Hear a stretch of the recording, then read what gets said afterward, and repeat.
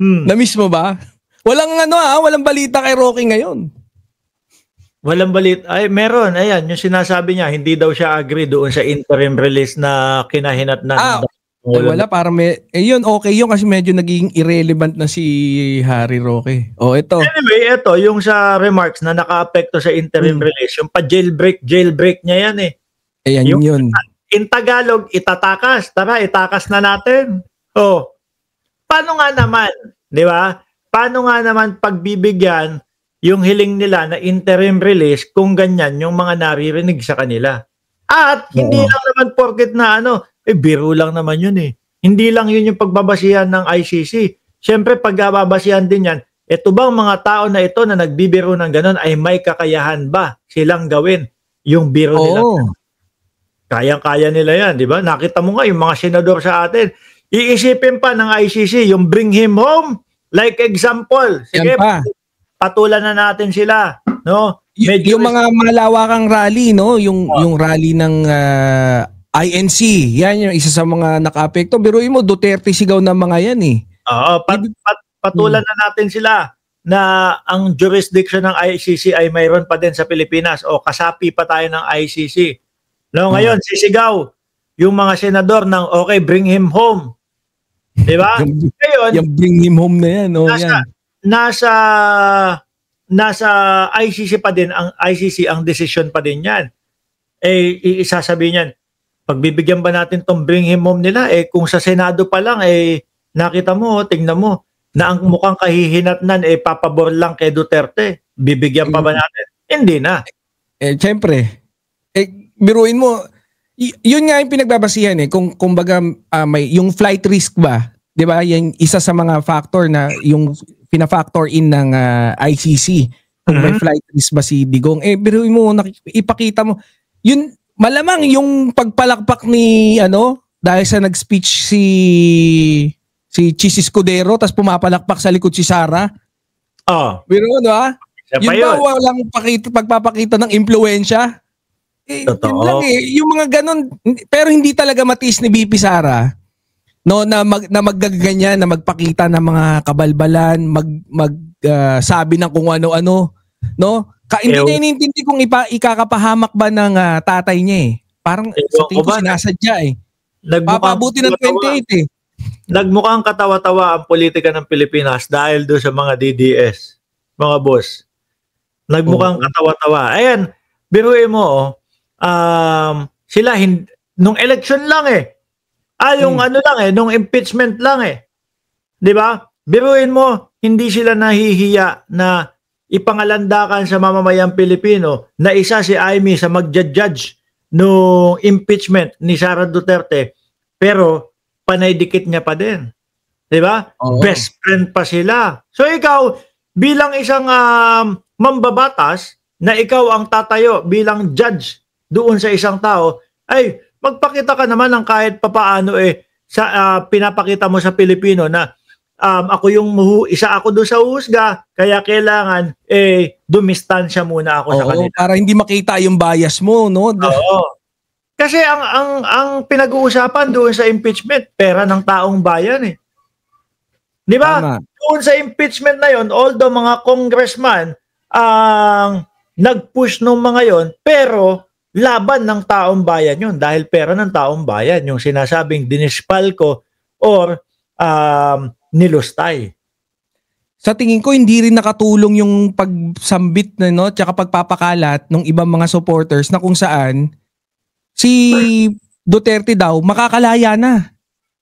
Biruin mo, kalat na kalat, di ba makakalaya na, may mga nagbablog pa na mga Duterte vloggers na kung saan makakalaya na. Pero mo kung makarating sa ICC yun. Paulit-ulit. Yung mga kasinungalingan. Ang kawawa dito, yung mga supporter. Yung mga supporter kasi, aasa, mapapaabag. Naku, salamat po, Panginoong Kristo. May mga ganun ka pang makikitang comment. Lalaya na si Tatay Digong. Kinabukasan, nandun pa di sa loob. Di ba? Ang dami willing victim naman sila Ang dami kong nakikita doon sa social media ko, doon sa Facebook ko, na talagang ganun. No? Oo. Na talagang, lalaya na. Naku, yes. Hindi ko na lang pinapansin. di pag ako, kunyari, hindi ko naman since, kunyari, Facebook friend lang kami, ako, inaano ko na eh. Hindi ko na, ina-unfriend ko na, minsan binablock ko na eh. Kahit walang comment. Total, di naman niya alam kung na-block ko siya or na-unfriend eh. Hindi niya naman malalaman. Pero kung wala naman kami relasyon talaga na inaalis ko na. Ayoko rin. Wala lang, hinahayaan ko lang na gano'n. Kasi sa akin is, although, no, dito, syempre sa pagbablog, kahit pa paano kumikita ako dyan, di ba? Sa channel ko na Mark Ramos, kahit maliit lang yung kinikita ko. No, wag tayo na gano'n. Fake news yun eh. Kumbaga, kapag kayong doon na, yung sa mga kaibigan, hinahayaan ko na, no? Kayo, kung gusto nyo, trip nyo akong awayin, basta ako, chill lang dito. Ihiwalay. Although nagpo-post ako ng mga politika doon sa main account ko, pero hindi yung para awayin sila. Di bahala kayo dyan. Mas stress kayo. Yun, maganda nga yung ganun. Di ba? Pakalat kayo ng fake news, makakasuhan kayo. Di bahala kayo. Ako nga kasi madami akong friend na DDS sa sa Facebook. Yung mga, sino ba yan? Si Kifi. Friend ko dati yan eh. Kaya lang ewan ko ba't si Dave Olivar. Yan. Yung mga malalakas na dati. Kaso, hindi na lang kami nagpapansinan pagka Hindi, gano'n naman talaga eh. Wala, kumbaga, respeto doon sa pagiging magkaibigan ninyo. Okay na yon. Di ba? Walang pansinan, walang usapan. Sino ba yung mga kaibigan ko na Alam mo si KPL, yan, si KPL. Diba? Kaibigan ko yan. Si pambansang loyalista, tama ba? Oo. Kaibigan ko yan. Pero once in a blue moon, siguro isang beses sa 2 buwan, boss, kumusta na? May gano'n pa din kami. No? Totoo, buti ka pa. Ako kaibigan ko yan eh. Kumbaga, ang kagrupo ko kasi nung dati, actually, anong interview mo ako nung unang-una, naalala mo ba? Mga kaibigan ko, mga kasama ko niyan, si KPL, si Old School Pinoy, di ba, mga DDS na ngayon, si Ben Barubal. Ang lagi ko sinasabi is, wala, yun yung magkaiba yung pinapaniwalaan natin, ba't natin si Direk Freddy. Ayan, si Direk Freddy kasama ko din. Natin. Yan. Ganon. Minsan, pero siguro isang beses sa 2 buwan, ganon. Pero walang yung talaga, ayoko na sa'yo, kasi nandiyan ka sa kabila. Walang ganon. Wag nang idamay, di ba? Yun naman yung parang merong layer yung natin, di ba, yung mga relasyon natin. Pagdating sa politika, pag di mo trip, tas kaibigan mo naman yung sinasabi, palagpasin mo na, wag mo nang banggain yung niya. Total, yun naman yun eh. Oo. Pabalik tayo kay Inday Sara, yung remark niya na jailbreak. Ayun yun. Isa sa dahilan yun. Pero siguro talagang sinasadya nila. Doon muna si tatay. Okay naman si tatay. Maayos yung tirahan niya. Hanggang 2028. Sa matanda naman kasi talagang hindi naman yan big deal kung nasaan sila. Dahil ang gusto niyan, rocking chair.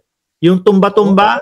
Tapos pangganchilyo. Masaya na yan dyan. Tsaka monitor niya through call, di ba? 24 hours. 24/7 yung yung linya, pwede siyang makontak. Pwede niya ring makontak si Digong. Pwede siyang makontak ni Digong.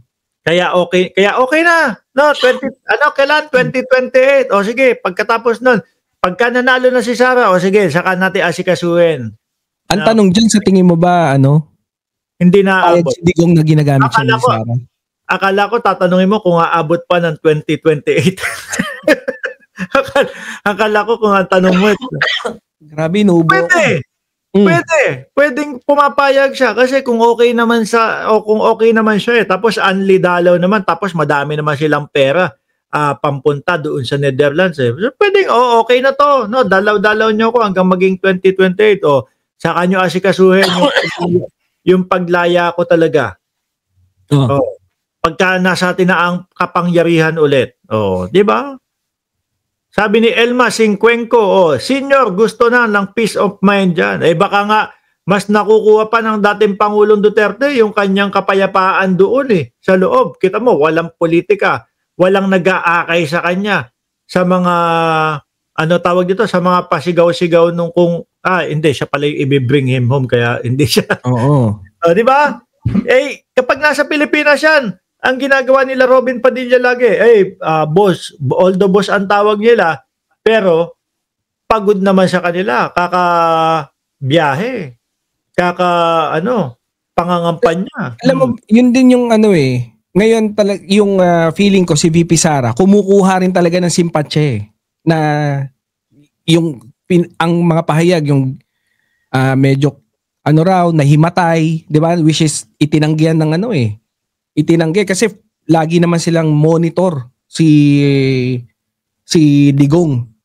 Yan yung isa sa mga naging factor din. Kaya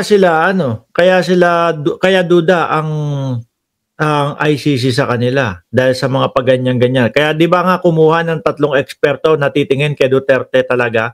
Oo. Kung okay ba siyang humarap doon sa mga Ang nangyayari lang is tumatagal lang lalo.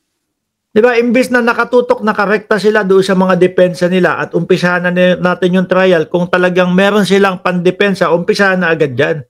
Pagka na-trial na at napatunayan sa mga series of trials, napatunayan na talagang si Duterte hindi nagkasala, di labas na 'yan. Oo. 'Di ba? Parang ang nangyayari, sila pa yung nag-uudlot. The more na udlot, the more na stay sa loob ng ICC.